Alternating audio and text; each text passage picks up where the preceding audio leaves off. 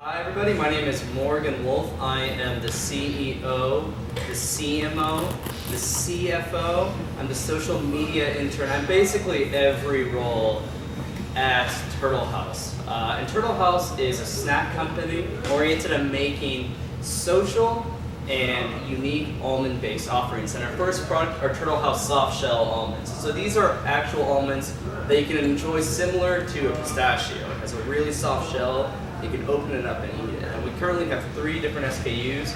We have sea salt, smoke rind, and of course, natural. But before I sort of go into a little bit more about my product, I just sort of want to get into who I am and what my brand is about.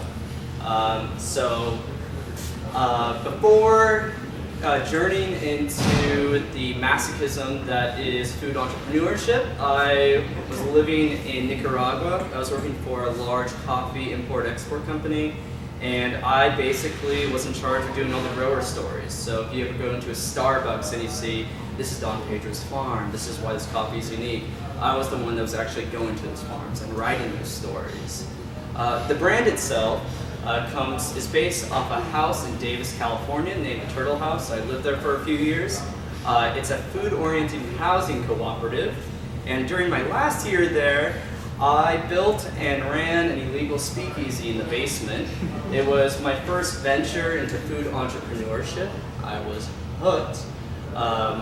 But almonds in particular are sort of more of a product of my upbringing.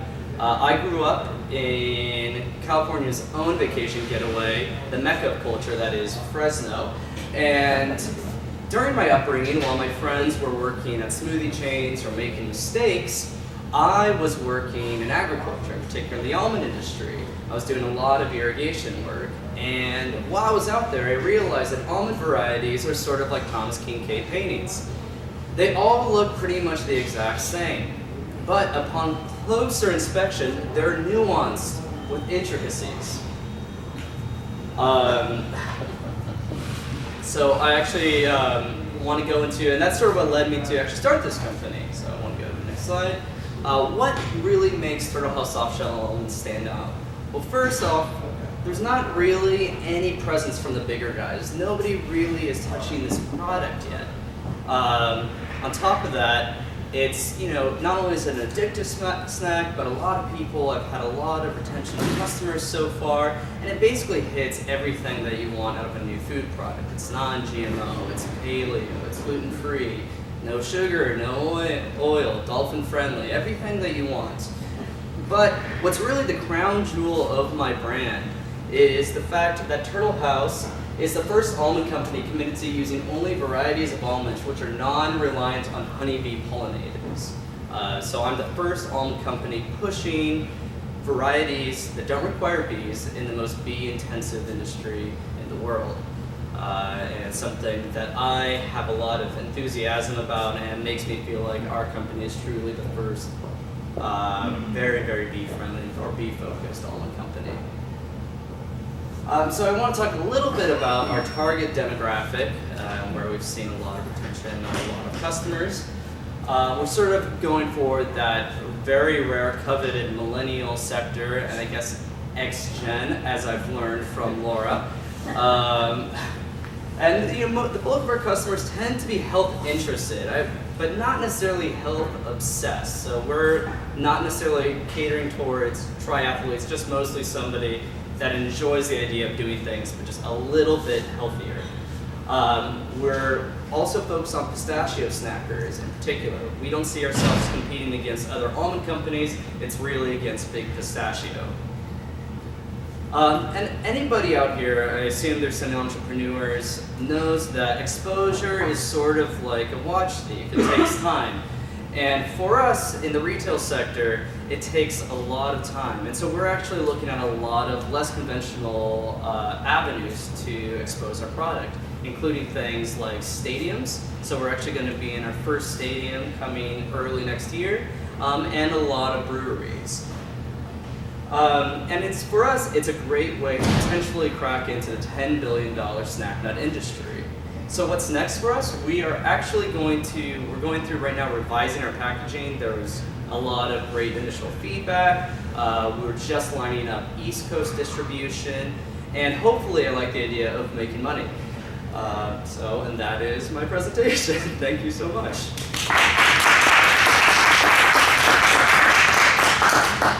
Okay, so hopefully Laura prompted you that you knew I was going to ask this question, but for those of you that are new here, we start Q&A, which is going to be 15 to 20 minutes of just open questions, comments, whatever feedback you may have.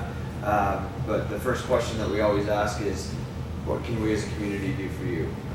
So the floor is back to you. So whereas I guess in the tech industry, there's a lot of resources out there as to like, this is the direction you need to go. These are the kind of groups that you need to talk to.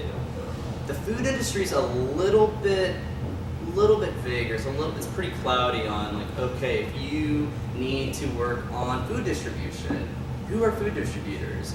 Before I started this, I didn't realize that food brokers, at the retail level was a thing. And so I would love to talk to anybody that has that kind of experience, or just experience in this kind of sector as a whole. It's, from my experience so far, people tend to be very helpful, but it's just sort of hard to actually find those people in the first place. So that's definitely the first. Also, because I am scaling up at this point and I'm already going through co-packing, developing things like SOPs, which are no fun, but very necessary for any food company. So if anybody's really dealt with developing SOPs, I'd love to talk to you. I'd love to sort of get your feedback on the kinds of things, the kind of languages that you've dealt with when talking to any kind of co-packing facility. Just real quick, for those of us who don't know what SOP is. So I believe an SOP is a standard operating procedure. Yeah. Sorry. So basically, the acronym. Okay. So basically, it's for example, like I have a very particular kind of roast. My first time going through a different roasting facility, I told them what to do, but I didn't have it written down, and so that the product didn't come out as I was hoping for it to. And so that is something I'm going through right now, just figuring out like, okay, how do I make SOPs that are easy to work with for co-packers and also don't totally alienate our relationship. And then definitely, just because there's been a lot of interest in my product, not only in the US, but in other countries, folks that have any experience with shipping abroad. It's something I am very interested in talking about. Great. Yeah. So at this point, we'll open it up to Q&A, so I'll let you lead. So you basically were saying that you wanted to target millennials in the general aspect, but so when you're delivering that, are you looking at going through standard chains or more non-standard chains? Because the cost of putting for SKUs and standard chains is fairly high, whereas places like foods could be no cost. So have you looked at trying to balance that, or how are you going to distribute that issue? So right now, it's from the outside, it's sort of talked about as being like the golden age of specialty food. There's so many new food items. Consumers, more so than any time in history, are happy to try all sorts of different food items. That also means that retailers, for the first time, really have the upper hand and decide like, okay, like we have millions of different food items coming to us. Like we want, you have to give us a little bit more than you would have 10 years ago. So yes, I'm definitely looking at other less conventional chains, things like Whole Foods, or just these bigger specialty markets, how are actually beginning to centralize all of their buying, which is both a good thing if you want something like national distribution, also a horrible thing if you're just starting out and trying to land your first stores. And so that's actually been like sort of a bigger issue for me in California. I was just on the East Coast, and because there's still a greater prominence of independent grocery chains or grocery stores, it's actually easier to, if you're a new company, to get food products in on the East Coast than the West Coast. Pardon? Yeah, I think so. Basically what I was doing when I was there is I was just walking throughout Manhattan, throughout Brooklyn, to basically every kind of grocery chain I could find or a grocery store I could find. And because there's just such a huge demand for food, I think there's also just a lot of brand loyalship with certain retailers. So, sir. Can you talk some more about why the pistachio market is the target? Yes. So this is something that, because initially I thought like, okay, this is something that I would basically be able to sell as a premium peanut, more or less, because it's a lot of the venues that I saw it being sold at were venues or situations where people would be cracking peanuts. For me, the issue is like, I don't want to associate my product with something that literally costs peanuts. And the pistachios, a premium product, I'm able to be below their price point, which I like, and I feel like it's also something that for people that do enjoy snacking pistachios, it's a new option for that type of consumer. So that's why particular pistachios. Yes? I'm not familiar with the can you explain how you're able to get soft shells about how they should okay? So, sorry, can you repeat that one more time? Can you explain the agricultural process of how you're able to get the almond fats, the soft shells, non-pollinated, organic? How does that work? So every week I charter a boat and I go into the ocean. That's where the bulk of almonds are harvested. No, that's a joke. Sorry.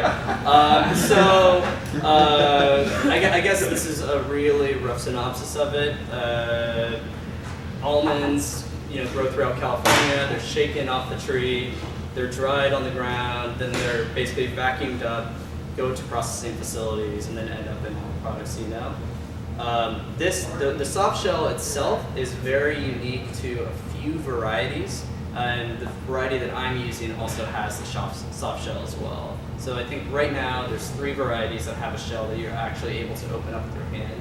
I know some of people here actually know like the holiday packs that have almonds that have a really, really hard shell. This is very different from that. I actually have, I don't know if you want to grab those bags over there and they're on the table and sort of pass them around just to see what's in them.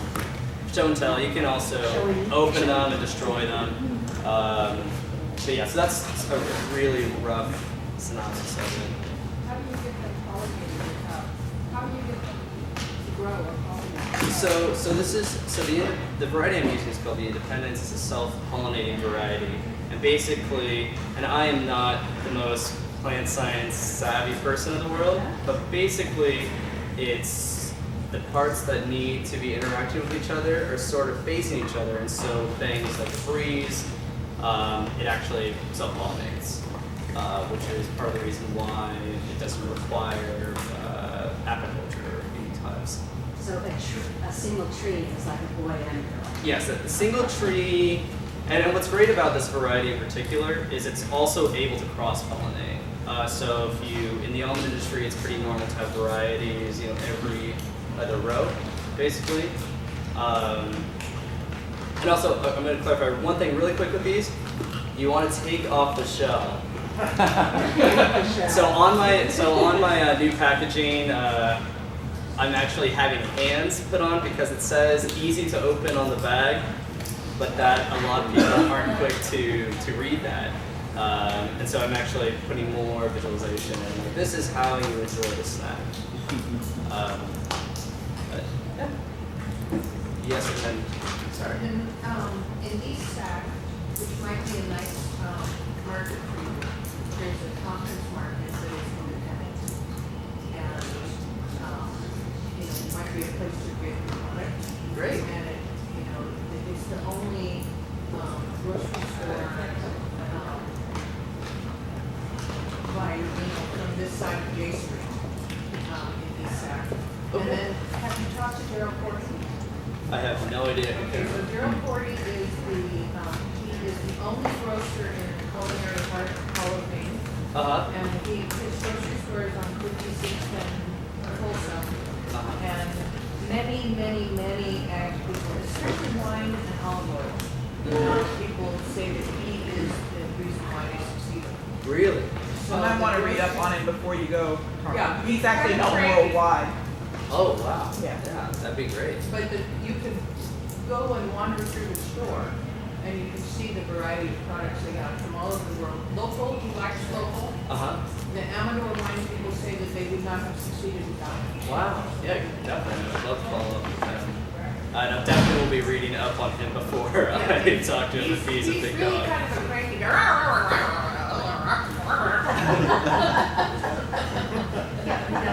But totally nice. Do that again, so I can read it.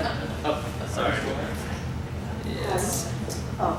So if you have like 10 seconds to convince somebody while they're walking by your homes and everyone else is in Whole Foods or wherever,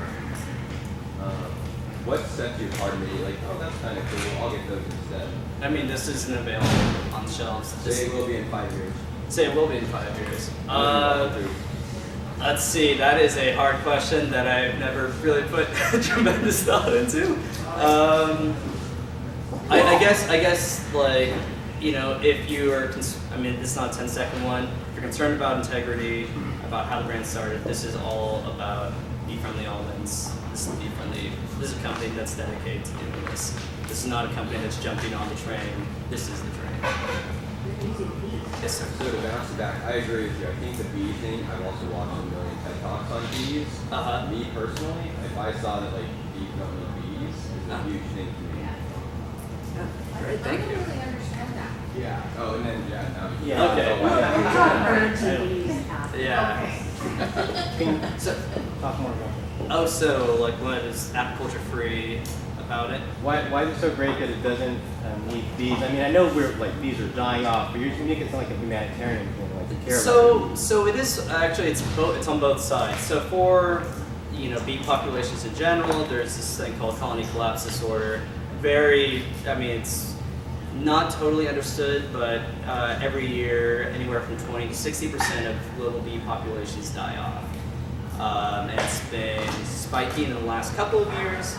And even though the almond industry doesn't spray generally when bees are present, that doesn't mean farmers around them are spraying. It also, a lot of bees die in transit to almond farms in California.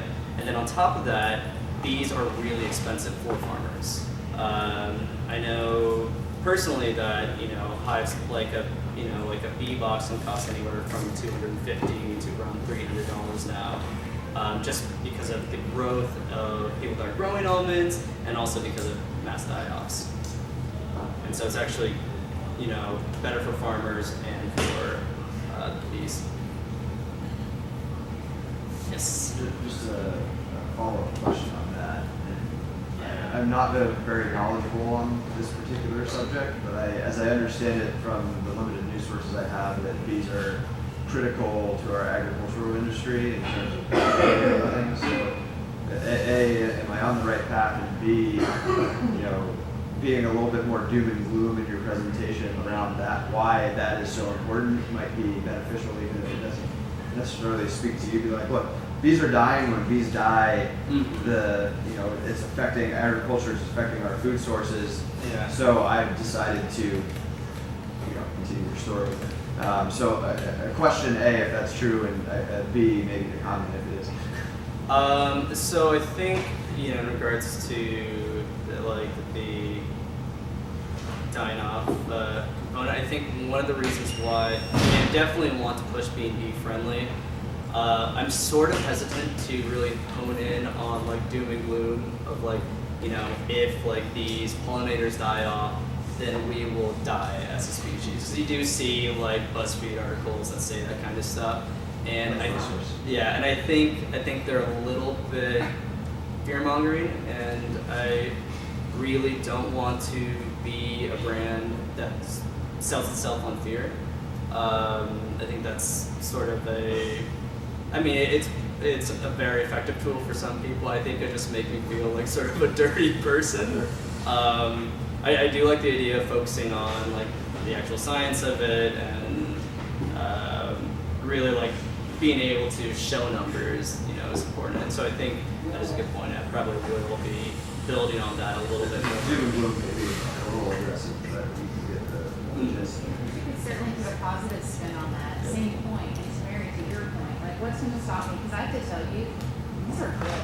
Thank you. I had no idea what a soft shell almond was. I was like, what are we even talking about? But they're really good. Thank you so much. Yeah, but that quick message of why you're different is really helpful, I think. Perfect. Thanks. So just piggybacking on him and then a question for you. Okay. You could put it as why buy an almond that is pollinated when pollinators can be used for other products, Exactly. other agricultural products, because, your almond doesn't require those pollinators, and so those pollinators can be used somewhere else because you're not using them, or your product doesn't have them. So that's nice. So you can have an almond and not feel guilty taking pollinators away from crops that really need them. Yeah, and so actually one thing that I was thinking about doing is, and I don't think this is a spin that's really been pushed with bee-friendly brands, is that focusing a lot on transportation, because after California they're going across the country, they're driving all over to deal with a lot of different crops, and that kind of stress actually can have pretty catastrophic effects on the amount of bees that are available for pollination. So then the question, when did you start production and what has growth been like? So I knew after Nicaragua that I wanted to do a food thing. I knew that this variety was becoming commercially viable and that most of the big guys weren't touching it because it's slightly different than what's normal. I really started like full force in July. I had the idea in April. I sort of tried to come up with a name, struggled with that for a long time, figured out, a roasting process, lined up co-packing, that kind of stuff. So all that was done more or less in July. And yeah, sorry. And how has growth gone? Growth has been happening, but it's been very slow, I guess, because a lot of it's just figuring out how do I actually present this to people. Like why, at a food show, if people are trying 100 different snacks, why are they all of a sudden going to stop on my table and spend some time opening it? And so that's also been my case with, going to retail stores and doing demos, is that, there's been always tremendous enthusiasm over trying it, but just actually getting people to try it without me being there sometimes is very difficult. But so my growth so far has been, I'm in like a few independent retailers on, throughout like the sort of Bay Area, in a few breweries, and now I'm having some retail presence in New York and Brooklyn. It's still very early for you. Yeah, thank you. I'm gonna go for you. Sorry. Might be some. I'm more interested in the business side. Okay. Are you self-funded, bootstrapping, or what's your long-term goal and how are you going to go about that? So I know one of the slaps in the face with food is that it's very, very capital intensive. Fortunately, with having an American salary in Nicaragua, I was able to not really spend money for 2 years, and so I've been bootstrapping this year. But I am, just because I just had some of my first very large orders, I am beginning to talk to people about investing, basically just like a sort of a larger friends and family round. And then I'm talking to a number of different food incubators, some in the Bay Area and some in New York.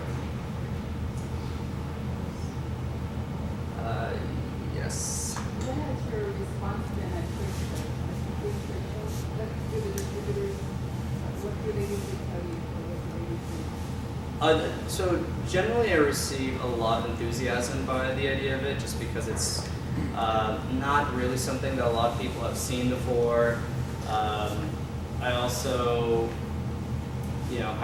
I guess at trade shows I just have a very engaging booth that people tend to like, or that they find very refreshing to be around. So I've been getting a pretty positive response to it. I think one of